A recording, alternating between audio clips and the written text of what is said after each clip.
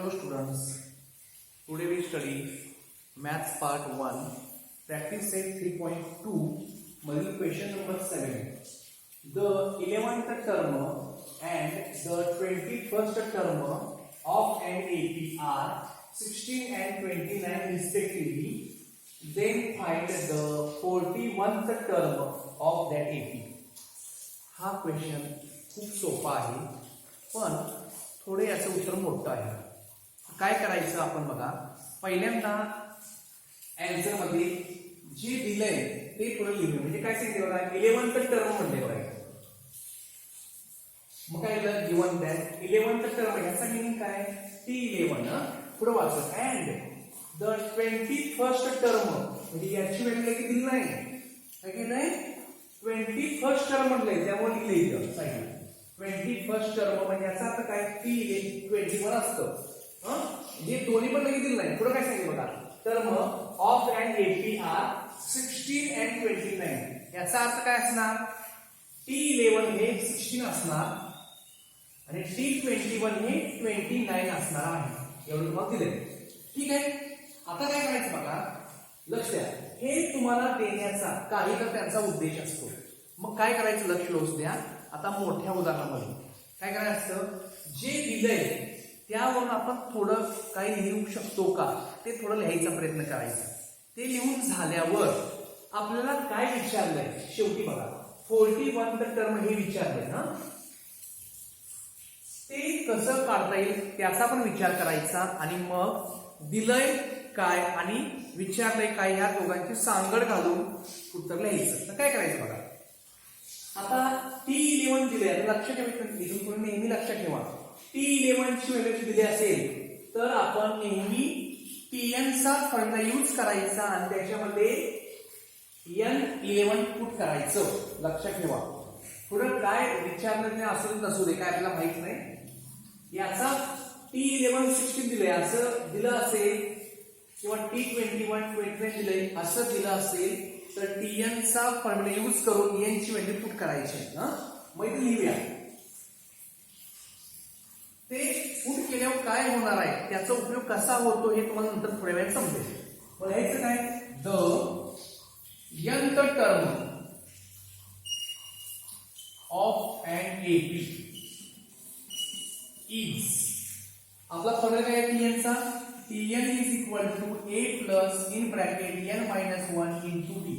हा जो फॉर्म्युला आहे याच्यामध्ये काय करायचं, T11 दिसते आहे का, जर Tn दिसते म्हणजे n इक्वल टू 11 पुट करायचं. काय करायचं, पहिल्यांदा put n is equal to 11 एवढंच पुट करायचं पहिल्यांदा. मग काय होईल, देअरफॉर T n ची value 11 is equal to a आहे असं प्लस इन ब्रॅकेट n 11 आहे 11 minus 1 bracket complete into d, काय माहित नाही त्यामुळे d आहे असं.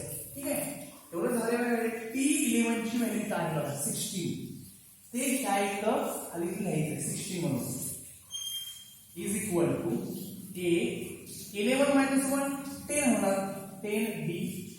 याला इक्वेशन नंबर फर्स्ट लिहूया. तर रिझन लिहिलं पाहिजे कोणतं, T11 च्या ठिकाणी 16 लिहिलंय. करायचं, since T11 is equal to 16. ठीक आहे, हे इक्वेशन नंबर फर्स्ट हे इम्पॉर्टंट आहे, याचा आपल्याला पुढे यूज करायचा आहे. आता याचा उपयोग केल्यावर हे पण म्हणतोय माझा पण उपयोग करा हे Tn च्या फॉर्म्युल्यामध्ये. मग काय करूया, पुन्हा एकदा Tn चा फॉर्म्युला लिहूया. Tn is equal to a plus in bracket n minus 1 into d. आता करायचं n इक्वल टू 21 पुट करायचंय. करायचं put n is equal to 21. मग कसं करायचं बघा, हे t देअरफॉर t लिहूया, n ची व्हॅल्यू 21 इक्वल टू a आहे असं प्लस इन ब्रॅकेट n ची व्हॅल्यू 21 आहे मायनस 1 आहे असं इंटू d. ठीक आहे, आता T21 ची व्हॅल्यू दिली बघा 29, ते लिहूया 20 ला थोडं लेफ्ट साइड लिहूया 29 is equal to a plus 21 minus 1 20d.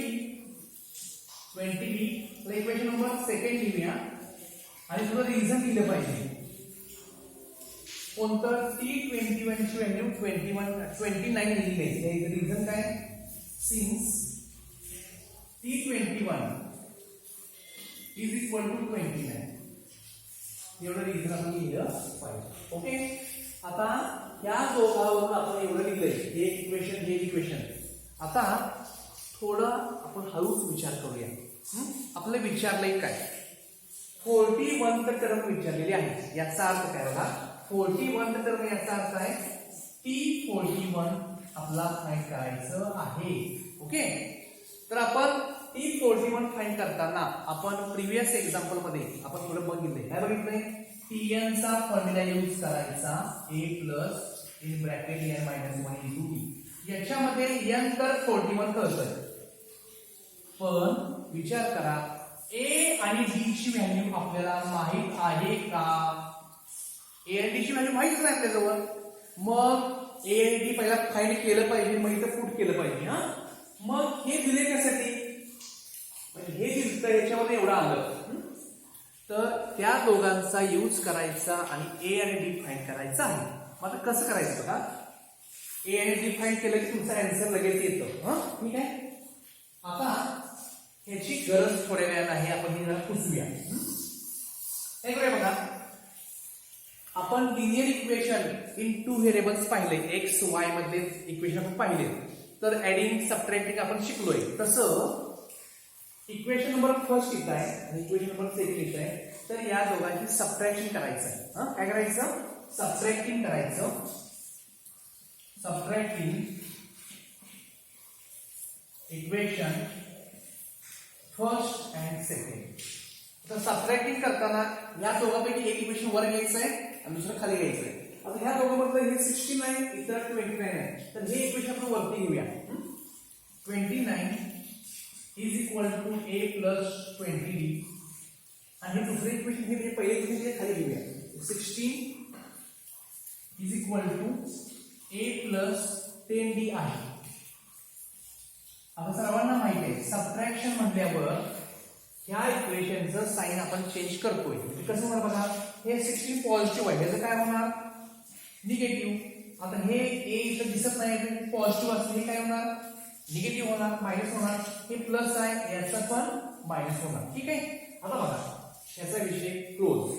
29 minus 16, तर याचा आन्सर येणार 9 मायनस 6 3 2 मायनस 1 1. थर्ड आलं, प्लस ए मायनस ए 0 होणार. आता बघा हे प्लस, इथं लक्ष रोज द्या, प्लस 20 आहे आणि हे खालचं चिन्ह घ्यायचं, खालचं मायनस 10 आहे. प्लस 20 मायनस 10 सबट्रॅक्शन होणार, आन्सर प्लस येणार आहे, म्हणजे 20 मायनस 10 10 येणार आहे, 10d येणार, काय ना प्लस 10d असं. ठीक आहे, आता काय करायचं, हे 10 इथं मल्टिप्लाय केलं डिवाइड होणार, म्हणजे काय होणार 13/10 इज इक्वल टू d. ठीक आहे, आता काय करायचंय, आता 13/10 हे चालतंय, पण आपण थोडं याची व्हॅल्यू अजून घेऊ शकते. म्हणजे काय, d इज इक्वल टू 13/10 आहे. करेक्ट आहे, काय अडचण नाही. 13/10 ला आपण असं लिहू शकतो 1.3.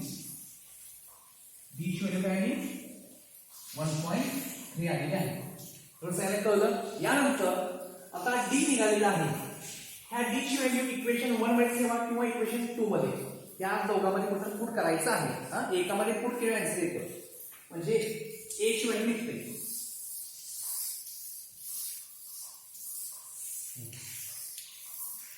आता आपण काय करूया, हे इक्वेशन लिहूया. कोणतं, 16 is equal to a plus 10 आणि ह्या इक्वेशन काय करायचं आहे, डी ची व्हॅल्यू पुट करूया. काय द्यायचं, पुट d इक्वल टू हे ह्या 1.3 यूज करा किंवा 13/10 यूज करा. आपण 13/10 यूज करूया, काय होते बघू. ठीक आहे, मग हे 16 आहे असं, 16 as it is equal to हे a plus 10 into d. Into d ची व्हॅल्यू किती आहे, 13/10. तर काय होणार, हे 10 कॅन्सल झालं, म्हणजे 16 is equal to a plus 13 राहिलेला आहे. ह्या 13 ला इकडे घ्या, काय होणार 16 प्लस 13 काय होणार मायनस 13 होणार इज इक्वल टू 16 मायनस 13 याचं आन्सर येणार आहे 3 म्हणजे आपण काय लिहू शकतो a इक्वल टू 3 लिहू शकतो. आता बघा a 3 माहिती आहे b ची व्हॅल्यू माहिती आहे आणि 41 टर्म n 41 माहिती आहे तर आपण t 41 काढू शकतो. तर काय करायचं हे झाल्यावर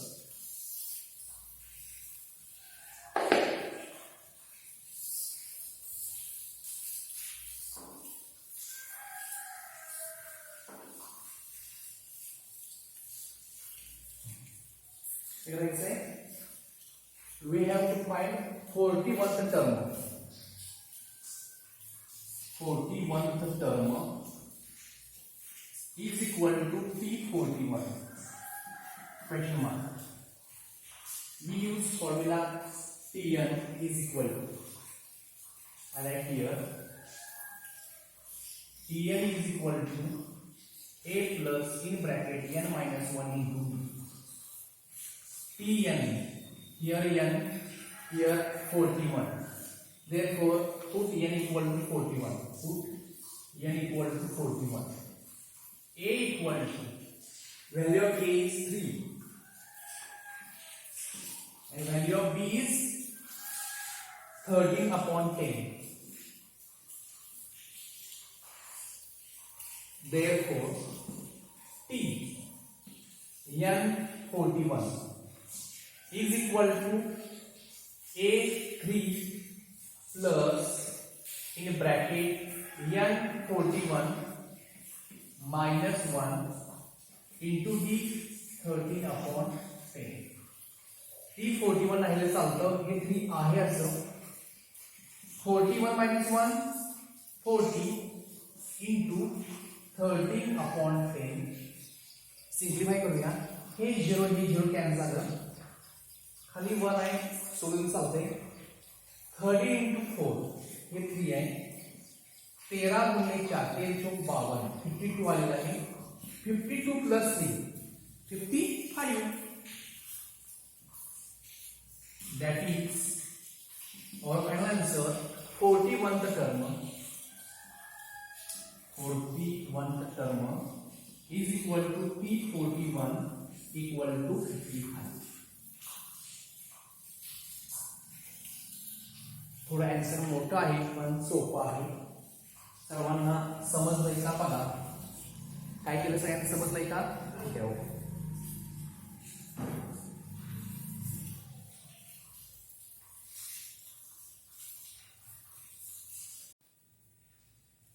then example number 8 11 8 5 2 and so on in this AP which term is minus 151 question खूप सोपा आहे आता काय करायचं बघा क्वेश्चन व्यवस्थित वाचूया त्याचा अर्थ समजून घेऊया आणि मग काय करता येईल बघूया हा काय म्हणले 11 8 5 2 and so on in this AP म्हणजे हे AP मध्ये आहे तर काय करायचं AP मध्ये असेल तर ते लिहायचं 11 8 5 2 is in AP हे AP मध्ये दिलं आता AP मध्ये असेल तर काय करायचं पहिल्यांदा T1 T2 T3 लिहायचं A आणि D पहिला काढून ठेवायचं लक्ष ठेवा काय करायचं T1 लिहिलं T1 किती आहे 11 T2 8 लिहिले बघा T3 5 T4 2 आहे हे लिहिलं आता A आणि D काढायचं A म्हणजे first term therefore A first term A equal to T1 equal to 11 हे एक इम्पॉर्टंट हे लिहून ठेवलं तर कॉमन डिफरन्स D काढताना आपण T2 T1 करतो T2 T1 T2 8 T1 11 इथे जर काळजी घ्या तुम्ही चुकून असं करशील 11 वजा 8 करशील T2 पहिला आहे T2 T1 मग काय असेल ते T2 किती आहे 8 आहे T1 11 आहे ओके मग 8 11 हा नंबर ग्रेटर आहे मायनस आहे इथं आन्सर येणार मायनस 11 -8 3 D इक्वल टू -3 आलेला आहे ठीक आहे आता काय विचारले बघा AP मध्ये असेल तर A आणि D पहिला फाइंड करून घ्यायचं ठीक आहे आता काय विचारले व्यवस्थित वाचूया. In this 80 which term is minus 151. Which term म्हणजे first term, second term, third term, fourth term, असा कोणती टर्म आहे ती मायनस 151. आपल्याला माहित आहे का? नाही. मग आपण nth टर्म ते आहे असं म्हणायचं. काय म्हणायचं? सपोज विच म्हणले ना इथं nth टर्म इज मायनस 151. याचा मिनिंग काय आहे? Tn equal to minus 151.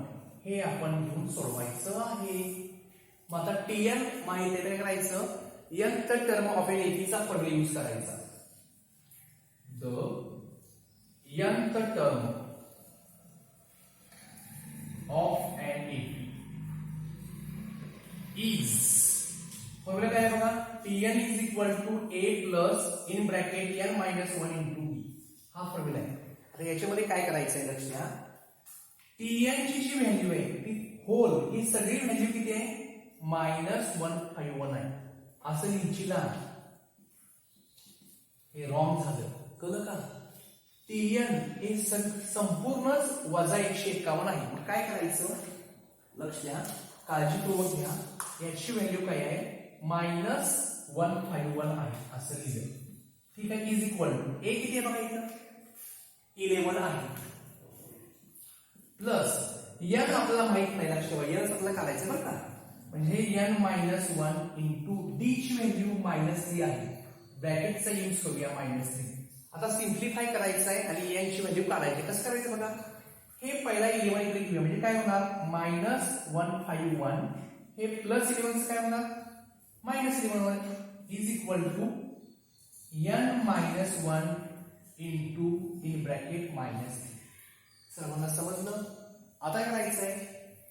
Minus 151 minus 11 sign same आहे त्यामुळं तेच साइन घ्यायचं आणि यांची ऍडिशन 1 प्लस 1 2 1 प्लस 5 6 हे 1 is equal to n minus 1 into in bracket minus 3. आता इथे जे मल्टिप्लाय आहे मायनस 3 इकडे आल्यावर डिवाइड होऊ शकतं. म्हणजे काय होणार? Minus 162 upon minus 3 equal to n minus 1. ठीक आहे. आता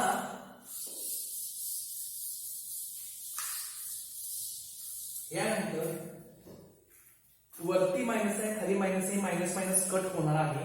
हे गेलं. 162 अपॉन 3 आहे. हे मायनस मायनस कॅन्सल झालं. 3 1 जा 3 3 5 जा 15 एक राहिलं उतरून घेतले हे 2 3 चौक 12 3 4 जा 54. म्हणजे काय आन्सर आलं? हे डिव्हिजन आलं 54. 54 is equal to n minus 1. आता काय करायचं? हे मायनस 1 इकडे घ्या. हे काय होणार? 54 मायनस 1 चं काय होणार? प्लस 1 होणार is equal to n. 54 plus 1 55. म्हणजे काय मिळालं? n is equal to 55. म्हणजे सर्वांना समजलं का बघा? 55th term is minus 151. लिहूया.